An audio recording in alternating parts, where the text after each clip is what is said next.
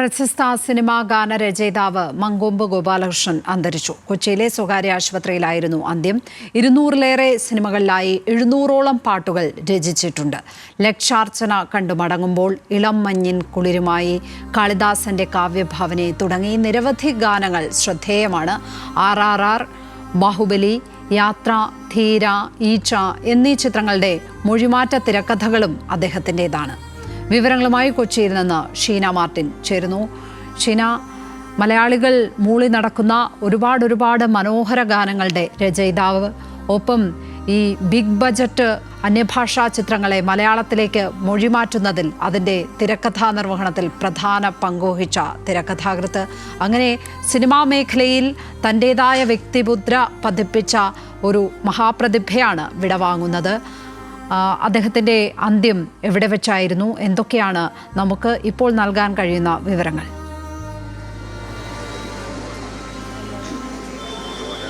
ലക്ഷ്മി പത്മ, കഴിഞ്ഞ 8 ദിവസങ്ങളിലായി ഞാനിപ്പോൾ നിൽക്കുന്ന ഈ മെഡിക്കൽ ട്രസ്റ്റ് ആശുപത്രിയിലായിരുന്നു മങ്കൊമ്പ് ഗോപാലകൃഷ്ണൻ കഴിഞ്ഞിരുന്നത്. 8 ദിവസമായി വീട്ടിൽ നിന്ന് ചികിത്സയിലായിരുന്നു ഉണ്ടായിരുന്നത്.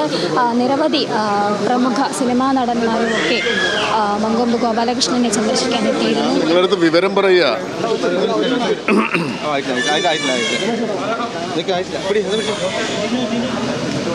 ഇല്ല, നമ്മളെന്താ ഉദ്ദേശിക്കുന്നത്? ബൈറ്റാണോ വിവരമാണോ? അല്ല, സംസ്കാരം തീരുമാനമായിട്ടില്ല. അദ്ദേഹത്തിൻ്റെ സണ്ണിൻലോ വരാനുണ്ട് മദ്രാസിൽ നിന്ന്. അദ്ദേഹം രാത്രിയിലേ എത്തുള്ളൂ. അദ്ദേഹത്തിൻ്റെ വൈഫ് ഇപ്പോൾ വരും. അദ്ദേഹത്തിൻ്റെ വൈഫ് ഇപ്പോൾ വരും. അവർ കണ്ടതിന് ശേഷം മോർച്ചറിലേക്ക് മാറ്റും. സംസ്കാരം എപ്പോഴാണെന്നുള്ളത് പിന്നീട് അറിയിക്കുകയുള്ളൂ. അതായത് സണ്ണിൻലോ കൂടി വന്നതിന് ശേഷമേ തീരുമാനിക്കുകയുള്ളൂ. അതിന്ന് രാത്രിയിൽ തന്നെ തീരുമാനമാവും. അതിനുശേഷം വിശദമായ വിവരങ്ങൾ അറിയിക്കുന്നതാണ് കേട്ടോ. അതാണ് ഇപ്പോഴത്തെ. അദ്ദേഹം രാത്രിയിലൊരു 9 മണി കഴിയും എത്തുമ്പോൾ. മദ്രാസിൽ നിന്ന് പുറപ്പെട്ടിട്ടുണ്ട്. അദ്ദേഹത്തിന് ശേഷമേ മറ്റു കാര്യങ്ങൾ തീരുമാനിക്കുള്ളൂ. എന്തായാലും നാളെ ഉണ്ടാവുമെന്ന് വിചാരിക്കാം. അദ്ദേഹം വളരെ അനുഗ്രഹീതനായ ഗാനരചയിതാവായിരുന്നു.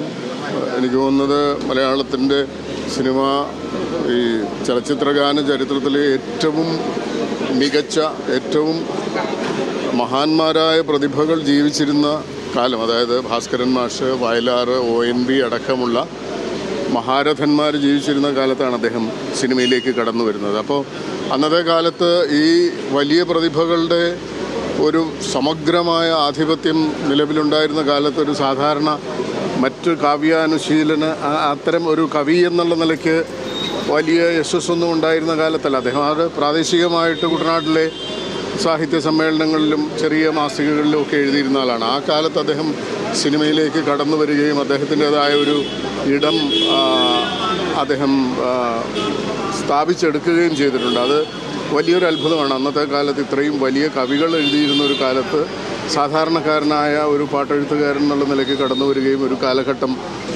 മുഴുവൻ നിറഞ്ഞു നിൽക്കുകയും മലയാളികൾ എക്കാലവും ഓർക്കുന്ന ഗാനങ്ങൾ സമ്മാനിക്കുകയും ചെയ്തിരിക്കുന്നു. അദ്ദേഹം നമ്മെ വിട്ടുപിരിയുമ്പോൾ തീർച്ചയായിട്ടും മങ്കൊമ്പ് ഗോപാലകൃഷ്ണൻ എന്ന ഒരു മുദ്ര മലയാളത്തിൻ്റെ ചലച്ചിത്ര ഗാന ശാഖയിൽ തീർച്ചയായും കാലങ്ങളോളം പതിഞ്ഞു തന്നെ ഉണ്ടാവും. അത് തീർച്ചയായിട്ടും വളരെ എടുത്തു പറയേണ്ടുന്ന, ഓർമ്മിക്കേണ്ടുന്ന കാലഘട്ടം തന്നെയാണ് മങ്കൊമ്പ് ഗോപാലകൃഷ്ണൻ അവശേഷിപ്പിക്കുന്നത്.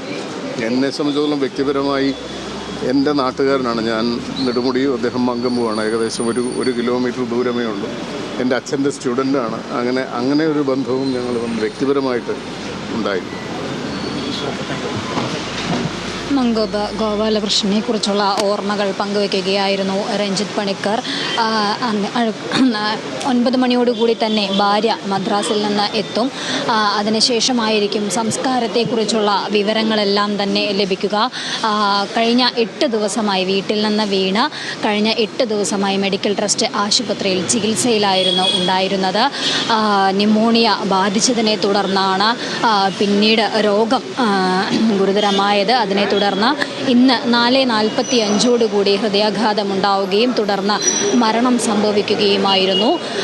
നമുക്കെല്ലാവർക്കും അറിയാവുന്നതുപോലെ തന്നെ പ്രേം നസീറിൻ്റെ കാലം മുതൽ സിനിമയിൽ യേശുദാസിനപ്പുറം മറ്റൊരു ആളില്ല എന്നുള്ള ആ ഒരു കാലഘട്ടത്തിൽ പോലും ആ സിനിമയിൽ പിടിച്ചു നിന്ന് 200 സിനിമകളിലായി ഏകദേശം 700ഓളം ഗാനങ്ങൾ രചിച്ചിട്ടുള്ള 700 സിനിമകളിൽ ഗാനങ്ങളിൽ മികവ് കാണിച്ചിട്ടുള്ള ഗാനരചയിതാവാണ് മങ്കൊമ്പ് ഗോപാലകൃഷ്ണൻ എന്ന് പറയുന്നത്. അദ്ദേഹത്തിൻ്റെ സംസ്കാരത്തെക്കുറിച്ചുള്ള വിവരങ്ങളെല്ലാം തന്നെ ലഭിക്കുക വൈകിട്ടോടെ. പത്നി ഇങ്ങോട്ട്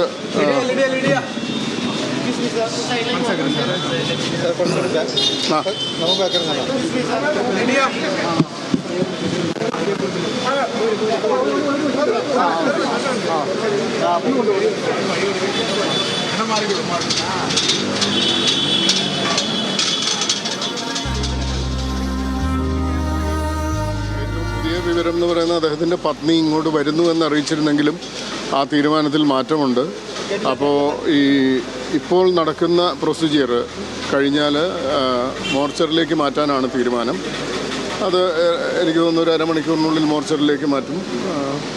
അപ്പോൾ ആ സമയത്ത് നിങ്ങൾക്കിവിടെ താഴെ കാണാനുള്ള ഏർപ്പാട് ചെയ്യാം. നിങ്ങൾ കവർ ചെയ്ത് കഴിഞ്ഞിട്ട് മോർച്ചറിലേക്ക് മാറ്റാം. അങ്ങനെ കുടുംബമായിട്ട് സംസാരിച്ചിട്ടുള്ളത്. ഓക്കെ. ഇപ്പോൾ വരുന്ന പുതിയ വിവരമനുസരിച്ച് ഭാര്യ എത്തുന്നില്ല എന്നുള്ളതാണ്. ഇന്ന് 9 മണിയോടുകൂടിയാണ് ഭാര്യ എത്തുമെന്ന് അറിയിച്ചിരുന്നത്. എങ്കിലും ഭാര്യ എത്തുന്നില്ല എന്നുള്ള വിവരമാണ് അറിയിച്ചത്. ഇപ്പോൾ നടക്കുന്ന ആശുപത്രിയിലെ പ്രൊസീജിയറെല്ലാം കഴിഞ്ഞതിന് ശേഷം മൃതദേഹം മോർച്ചറിയിലേക്ക് മാറ്റുന്നതായിരിക്കും. തുടർന്നായിരിക്കും സംസ്കാരത്തെ സംബന്ധിച്ചുള്ള വിവരങ്ങളെല്ലാം ലഭിക്കുക. ലക്ഷ്മി പത്മ. കൊച്ചിയിൽ നിന്ന് ഷീന മാർട്ടിനാണ് വിവരങ്ങൾ പങ്കുവച്ചത്.